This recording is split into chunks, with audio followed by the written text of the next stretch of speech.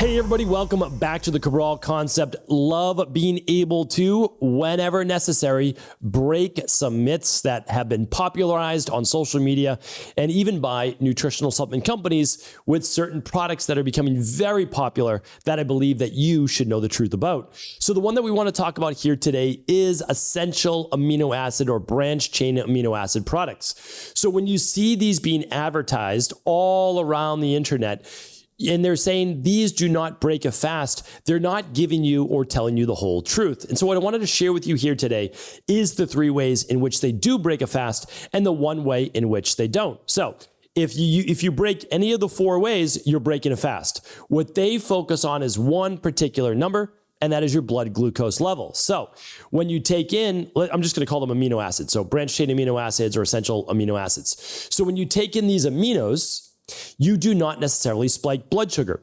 So how the company's getting away with saying that it doesn't break a fast is they're saying that if you take 3, 4, 5 of these tablets, 1 scoop of this product, 2 scoops of this product, it won't break your fast. What they're saying is it won't knock you out of a balanced blood sugar level in and of itself. But is that the truth for breaking a fast? No, it's only the fact that it doesn't break your blood sugar barrier of, let's call it 100, right? So when we look at that, is that truthful? Well, it's truthful if you were to say that it doesn't spike your blood sugar. That would be the most truthful. But fasting goes well beyond your blood sugar. It has to do with your body's ability to go in deeper and clean house when no new food is coming in. And I want to explain that right now. So the first way is blood sugar spike. That doesn't happen. But the second way is actually an increase in the activation of what's called mTOR, which is mechanistic target of rapamycin. I've talked about this before with fasting, but when you get into a fasted state, mTOR levels decrease. And what that means is that your body needs to actually go and find old cells, weak white blood cells, weak mitochondrial cells, and it begins to recycle those. So it breaks them down. And it will use that for fuel. So will it break down other parts of the body as well? Yeah, absolutely. It'll break down glycogen if you need it. It will break down certain amino acids, fatty acids, etc. But here's the thing. The way that the body works in terms of cleaning house is when mTOR is low, it needs to find other fuel to recycle. If you're putting amino acids into your body, you don't need to find any new fuel. It can use those amino acids, but also keep in mind, the amino acids signal that the body no longer is in a catabolic state because it's getting these anabolic amino acids. Remember, protein, which is made up of amino acids, is the most anabolic food you can eat. That's why if you're looking to transform your body, you typically increase your protein levels, right? If you're over age 65 and you're starting to become more catabolic, sarcopenia, etc., you increase your protein because you need your body to be more anabolic. In Ayurvedic-based terms, the Vata body type needs more, they need more carbs actually to balance their higher levels of excitatory neurotransmitters, etc. But they also need protein to be able to keep enough mass on the body. So when we look at this, it's all about balance. But if you're putting in amino acids, it's basically like eating protein. And that then increases mTOR, not keeps it low. All right, the second way that it breaks your fast is actually a disruption of autophagy. So autophagy means no new food is coming in, especially amino acids. Like that's the thing, it's especially amino acids. If you were to take in green juice, kind of no big deal. You'll still basically stay in autophagy. They've even found that plant-based protein keeps you in more of a state of autophagy. Why? Because the amino acid profile of plant-based protein is nowhere near as strong as meat, fish, and eggs or dairy. And so that is why, truthfully and unbiased, if you're looking to really put on as much muscle as possible, you won't be on a plant-based diet.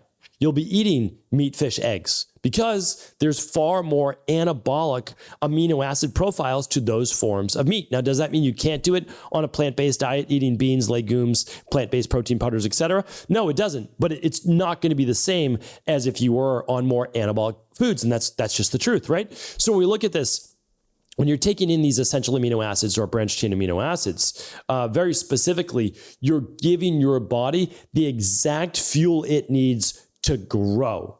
And when that happens, it's just bumping you out of a state of autophagy, because autophagy is the recycling that we spoke about earlier when mTOR levels drop, right? So when mTOR levels drop in a fast, you're in more of a catabolic state. AMPK levels increase, and so does autophagy.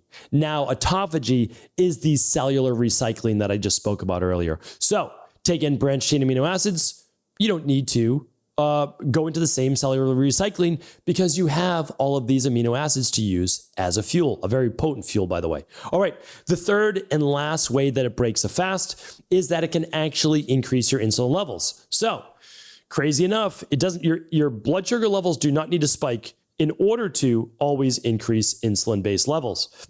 So what we find is that essential amino acids and branched chain amino acids don't always and necessarily spike your blood glucose levels, but they can still increase insulin. And what happens is that when you take in specifically these two amino acids, which is leucine and isoleucine, now it's not just those two, but leucine and isoleucine, which are really muscle sparing, like really potent anabolic amino acids, it can trigger an insulin release even in the absence of carbohydrates. So insulin suppresses autophagy, which we just spoke about in the last one. Higher levels of mTOR suppresses autophagy, which means you are no longer in a truly fasted state.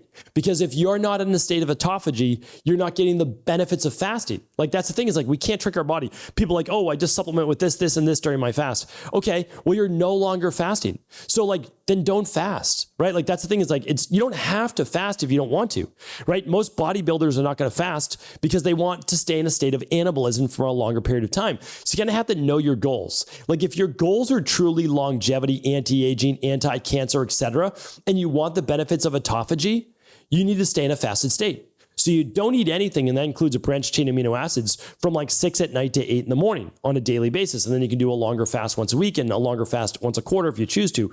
But you can't fool the body. Like that's the thing. So what I'm trying to share with you is that also don't get fooled by the marketing.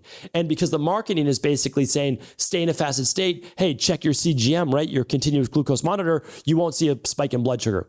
But that doesn't mean that you're staying in a fasted state. So if you're looking for the benefits of fasting, I can't recommend taking the essential amino acids or the branched chain amino acid products or any aminos that are marketed to stay in a fasted state. Now, you can take them outside of that, and you know now what you're getting into, and you're pushing your body more to, like I said, a state of anabolism. That can be great if you're looking for muscle recovery, muscle preservation, you're looking to put on muscle, you're looking to get in more amino acids rather than just eating more protein. All of those things can be beneficial. Again, I'd just like to bring you the exact truth and stay unbiased. And so hopefully this was helpful. Of course, if it was helpful, do feel free to share this with anyone you believe it can serve. All of the previous podcasts that are pertinent to this show and the show notes will be at stephencabral.com/3316. If you want to learn more about true intermittent fasting, head on over to that same page, or stephencabral.com/IF. Those are all of my intermittent fasting shows, and you can check out all the truth there. All right, hopefully this was helpful. Take care, everybody. I'll be back tomorrow with a brand new Cabral Concept. Thanks so much for tuning into today's show. Before you go, don't forget to hit that subscribe button. I want to make sure that you're getting our daily content, not missing out on anything. Functional medicine, wellness, weight gain, weight loss, anti-aging, living longer, stronger, and all of the most cutting-edge research. And if there's any topics you want to hear, feel free to leave them in the comments below. Take care.